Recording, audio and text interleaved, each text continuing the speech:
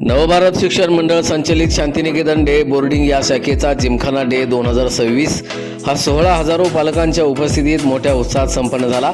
या शाखेचा वार्षिक क्रीडा आणि सांस्कृतिक महोत्सव रविवारी शांतिनिकेतन लोक विद्यापीठ परिसरात मोठ्या उत्साहात संपन्न झाला आहे। शैक्षणिक विकासाबरोबरच सांस्कृतिक आणि कला क्षेत्रातही मुलांचा सर्वांगीण विकास साधण्याच्या उद्देशानं चालवण्यात येणारा प्रयोगशील शैक्षणिक उपक्रम म्हणून शांतिनिकेतन डे बोर्डिंग शाखेकडे पाहिलं जातं।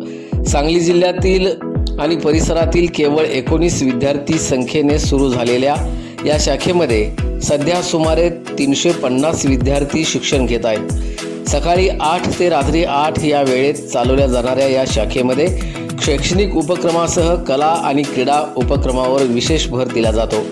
यासाठी राज्य आणि राष्ट्रीय स्तरावर उल्लेखनीय कामगिरी केलेले तज्ज्ञ मार्गदर्शक संस्थेमध्ये कार्यरत आहेत।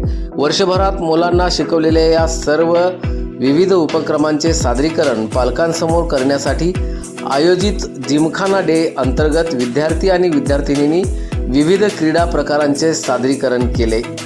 प्रार्थना, सूर्यनमस्कार, योगा, ॲक्शन सॉन्ग, संचलन, स्क्वॉड ड्रिल ने या सोहळ्याची सुरुवात झाली।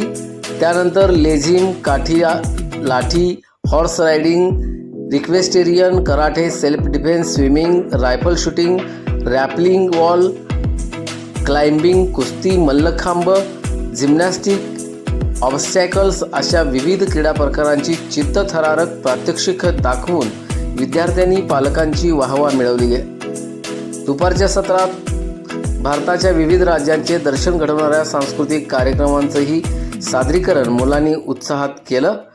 संस्था संचालक गौतम पाटील आणि उपसंचालक DS माने यांच्या मार्गदर्शनाखाली आयोजित या सोहळ्याला मुंबई महानगर न्यायदंडाधिकारी ऋषिकेश पाटील, व्यावसायिक विश्वास पाटील, अनिल पारशेट्टी, सहाय्यक महसूल अधिकारी वनिता वाघमोडे, डॉक्टर नंदिनी मालेदार आदी उपस्थित होते।